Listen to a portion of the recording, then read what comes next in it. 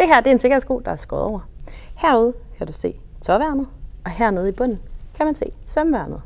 Derudover kan du se, hvordan skoen er bygget op, og hvor godt det er i forhold til stødabsorbering og lignende. Det her det er en kraftig lædersko, så den er også kraftig i overlæderet. Det kunne også have været en kondisko, som var mere tynd og tekstilagtig, men sikkerhedsfunktioner i skoen er det samme. Kigger vi på bunden, så er den bygget op, selvfølgelig med en ydersål, en mellemsål. Så har den sømværnet, sådan er et materiale i midten, hvor der ikke kan gå skarpe genstande igennem. Så er der lidt mere stødabsorbering, og så en indlægssål. Det er i bund og grund sådan, at en sko er bygget op for at sikre, at du har den bedste sikkerhed, når du arbejder.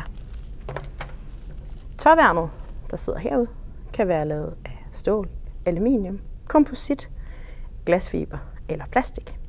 Alt efter hvilke funktioner man ønsker og hvilke egenskaber det skal have, er der valgt forskellige tåværn. Fælles for dem alle sammen, både tåværnet og sømværnet, er, at de skulle kunne klare de samme ydre påvirkninger, for at sikkerhedskravene skal være opfyldt. Så det er lige meget, hvad der er i skoen, for er det en godkendt sikkerhedssko, så kan de klare de samme påvirkninger og er lige sikre. Har du spørgsmål til dit sikkerhedsfodtøj, så kan du altid ringe til os eller sende en mail, så er vi klar til at hjælpe dig.